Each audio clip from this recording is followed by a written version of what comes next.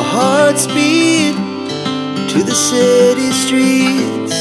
We began to feel the fire. We rise like tall buildings as the chemicals, they take us higher. The night's young, it has just begun as she puts her hand in mine. We wanna chase the night, wanna dance to the light, pull the stars from the sky, just two hearts running wild. Never sleep, never stop, every shot from the top. We're gonna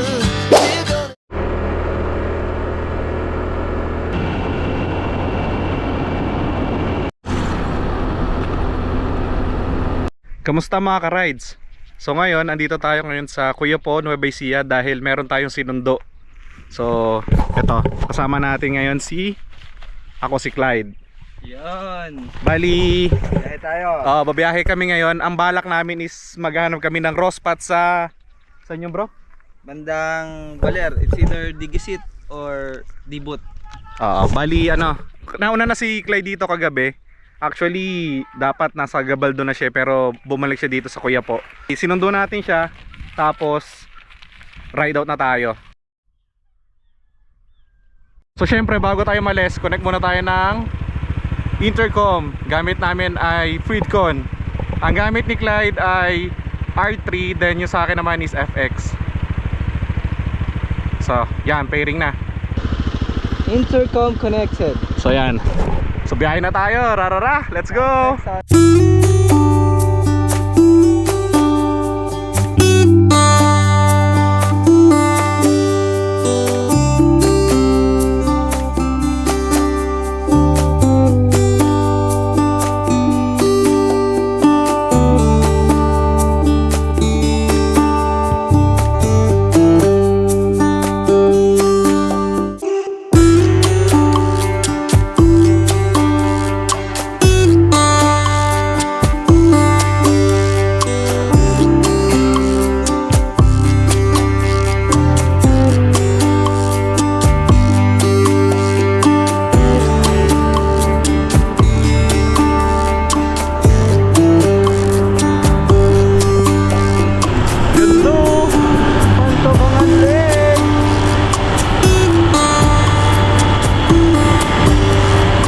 Mga ka-rides, nandito tayo sa Pantabangan Lake, Pantabangan Lake sa view deck.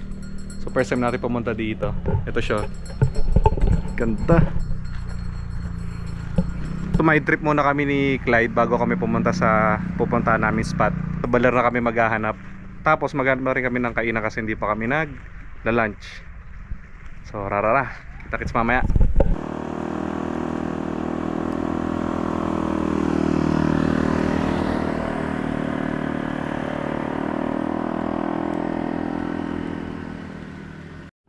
So ayun mga ka-rides, dito na tayo sa Maria Aurora. Bali isang oras ala nasa Baler na tayo. Ang ginawa namin ni Clyde is kumain na kami dito ng lunch, pero ang oras natin is alas 5 na. So feeling ko makakarating tayo doon mga 6.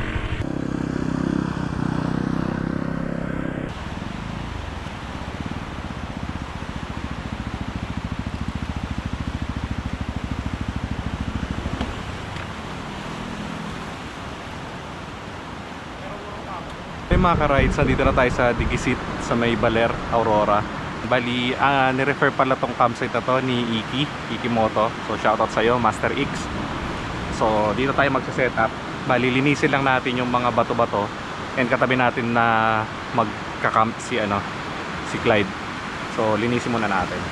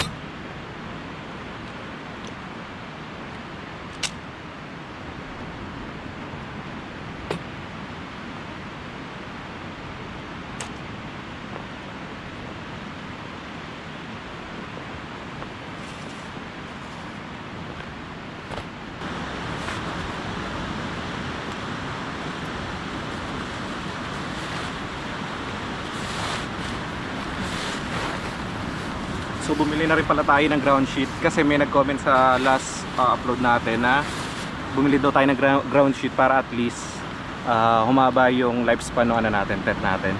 So shoutout sa iyo Paps kung sino ka man. So yan, bumili na tayo.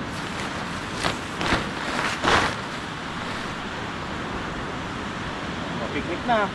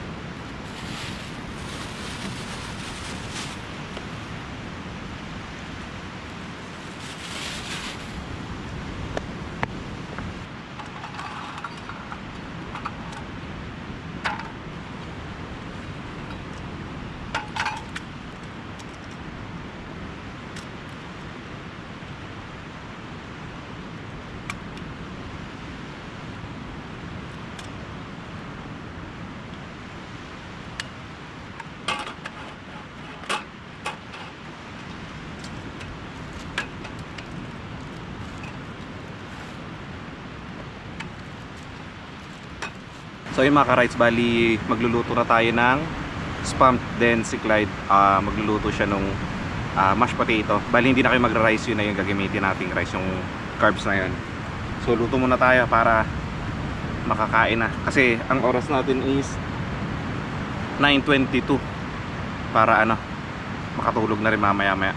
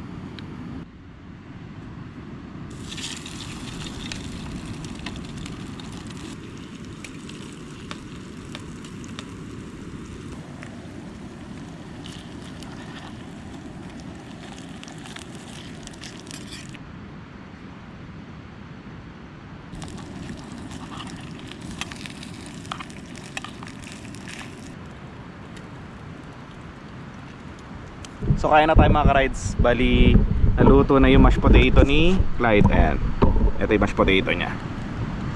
Then ang niluto natin ito, spam.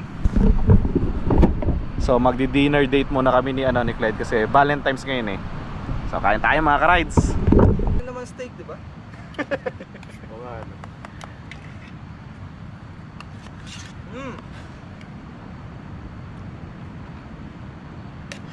Bagay? Sakto ba? Mabigat no? Bagay. Sana mo, basta.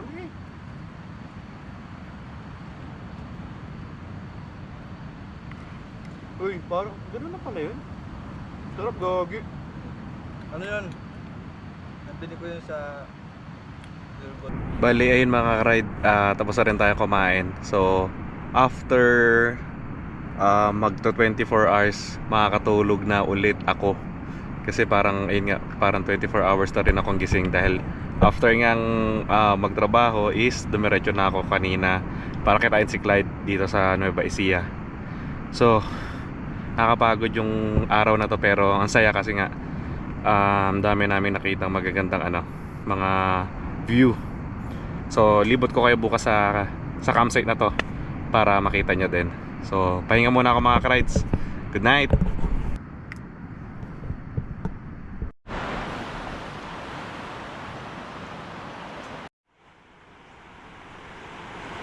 Good morning mga ka-rides.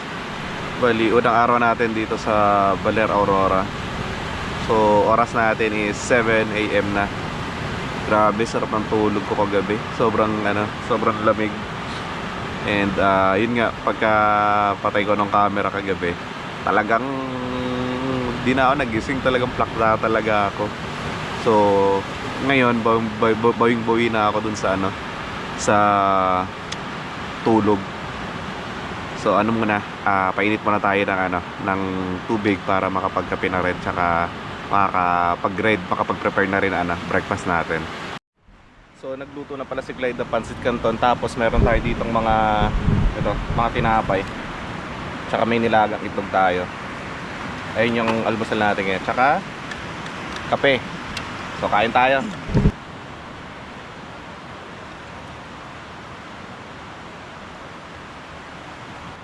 Ano lang eh, kasi hindi naman hindi na tayo mag-e-edit. Hindi na tayo mag-time. sana. Kulang eh.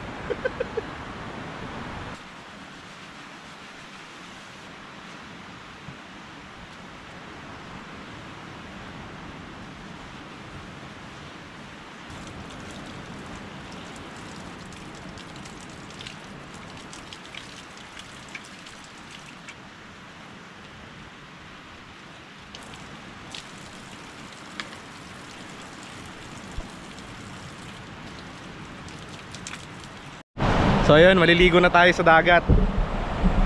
Tapos mamaya ano tayo, papack up na tayo. And akyatin natin yung lighthouse. Ito yung lighthouse mga ka-rides. So ewan ko kita sa GoPro, pero kita yan. Ayun. Ito. Akyatin natin yan mamaya. Kasi sabi ni Ikimoto, ni Master Iki, para ka doon nasa Dingalan doon sa taas nun. Kaya susubukan natin yan kasi nandito na rin tayo eh. So tara, ligo tayo.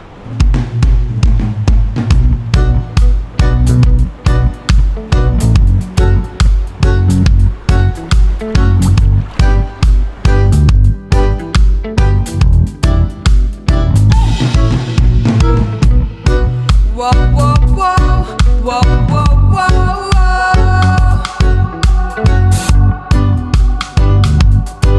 whoa, whoa, whoa,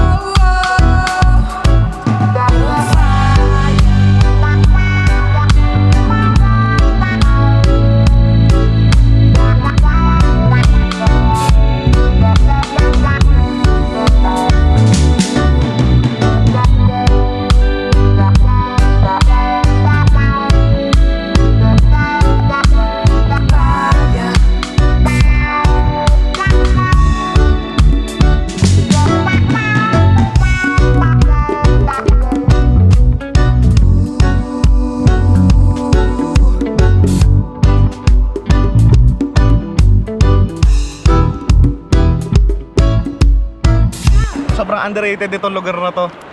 Kasi ano eh, yung pinakadulo na siya ng ano, ng kalsada. And marami na sa unahan, marami pa siya ano, marami pa siyang mga ano rin, mga campsite na pwede kang magstay or maligo. Pero dito namin napili kasi nga ni-recommend to ni Ikimoto, tsaka nag-camping na rin dito si si Direk Gino. So kaya pinuntahan namin siya ni Clyde. So yun, yung katulad kita na hilig ding mag-adventure. And ako kasi may work din kasi ako. So medyo may stress kasi syempre di naman maiwasan yung sa buhay. Pero ito yung pampatanggal ko lagi ng stress. Ayun, no? Kaya minsan kailangan talaga is mag-unwind ka din and mag-ride ka. So humanap ka lang ng pagkakabalahan mo para dun mo ma-divert yung stress mo. You know, tahimik, tas ang ganda ng dagat, ang linaw. Kaya kung katulad kita na nagbabalak ding nagbabalak simulan yung gustong gawin tulad nito. Actually, hindi naman ako matagal na nagbo-vlog. Pero yun nga, ang kailangan lang doon is di mo naman kailangan maging magaling kaagad para magsimula. So kailangan mo lang magsimula para gumaling. Di ba? Yun lang naman eh. Yun ang yun ang pinakamahirap na na steps. Yung paghakbang mo pa simula. Yun yung kailangan mong gawin. Kaya yan, ganito lagi yung gagawin natin. So salamat din pala kay Clyde. Siya yung nakasama natin ngayong rides dito sa Baler Aurora. So may mga may mga upcoming pa kami. May upcoming mga rides and adventure pa kami niya ni Clyde. Kaya abangan nyo. Tas search nyo na lang din sa Facebook niya. Ako si Clyde yan. Siya yung nakasama natin dati sa sa Cordillera. So, tara, ligo muna tayo. Ganda.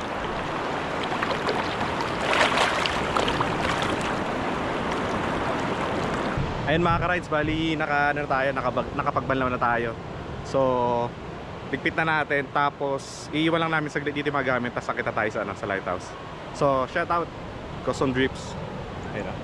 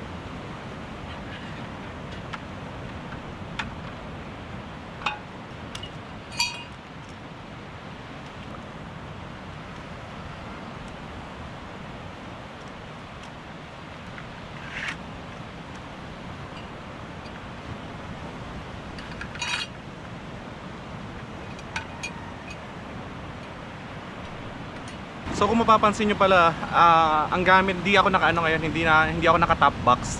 Ang ginamit kong bag is itong Moto Wolf na 66 liters. Ito yung nilalagay lang sa likod. So as of now, goods naman siya. Ano siya? Madali lang siya i-assemble. And ayun nga, marami kang ano, pwedeng ilagay dito.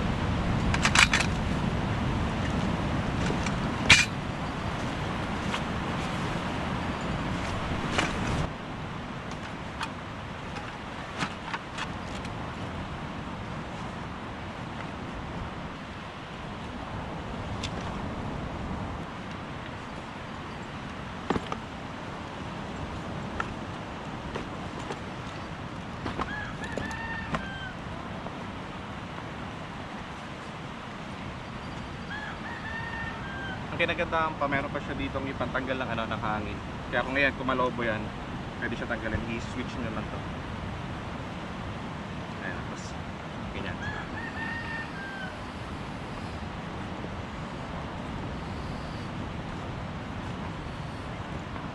Ayan, para mas mapagkasya nyo siya.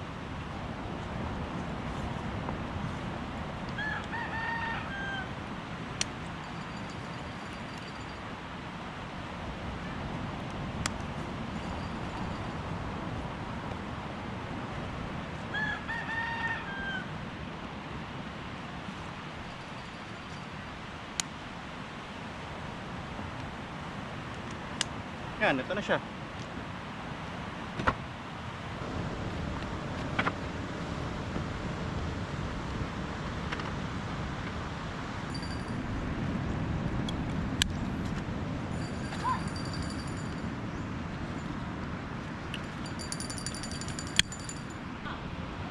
Kasi sa akin, ang dinadala ko lang dati yung... Ha? Dito lagi kong ginagawa. Okay. Ginagawa kong stove. Griller yun.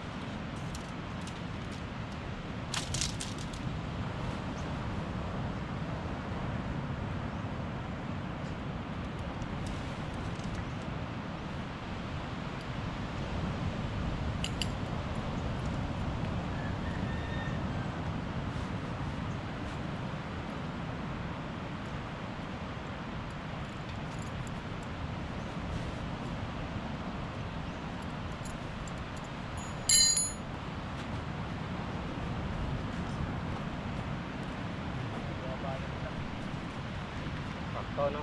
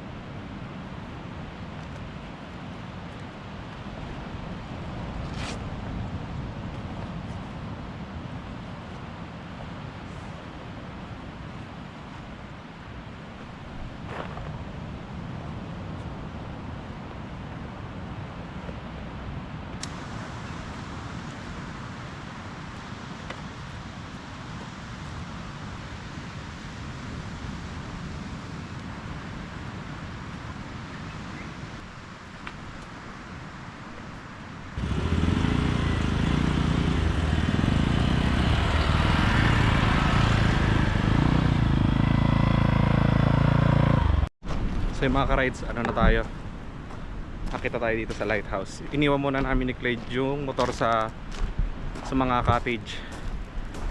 Sabi ng bantay, mga 15 minutes daw yun estimated yung pag-akit sa lighthouse. So ayan, akit muna tayo. Ayun si Clyde. So yun yung paakyat. Ito siya, ito yung trail. Ito yung akitin natin. So yun na.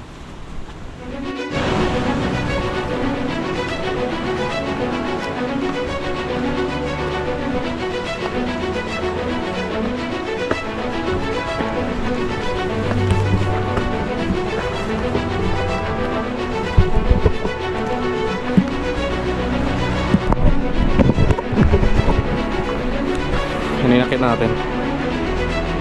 So yun pa. Konti na lang.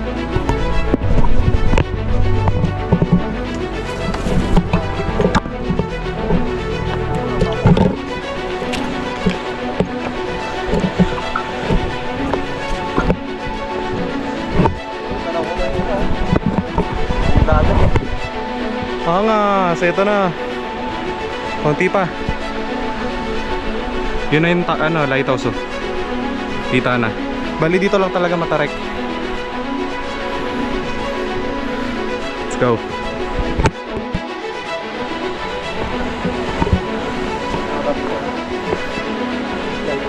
So yung mga ka-rides, konti na lang yung kala ko. So ayan. Nasa medyo gitna na tayo.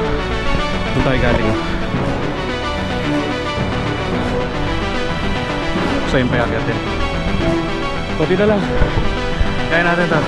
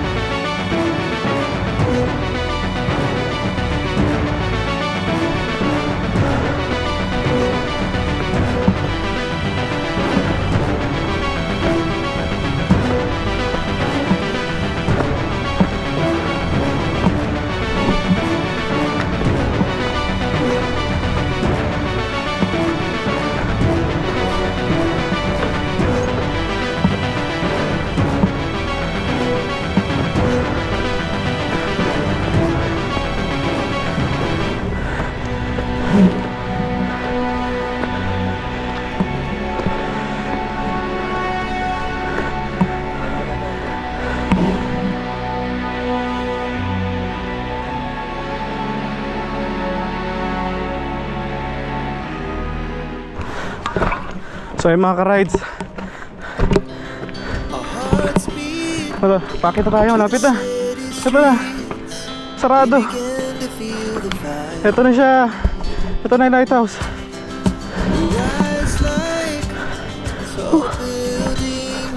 Success. Nandito yung lighthouse. Ayan. Solid.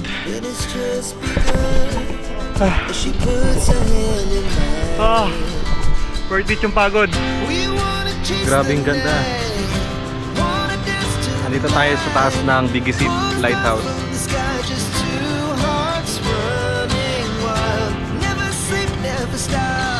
Nakakapagod yung yung pag-akyat pero sobrang worth it. Dito ko na siguro magandang tapusin tong video natin. So ayun ganda ng view natin. So tulad na sabi ko kanina, ang pinakaunang hakbang, yun yung pinakamahirap na step. Pero pagka na sundan mo na yan, tuloy-tuloy na yan. Parang pag-abot ng pangarap natin, di ba? So kailangan mo lang magpatuloy. Tulad din kanina, nauuna natin hakbang. Kasi hindi naman tayo palakit hirapan tayo, pero hindi naman naman. Ano na natin dyan. Kaya kung umabot ka sa part na to, maraming salamat sa panonood. Kita-kits tayo susunod adventure. Rarara, let's go! Ganda!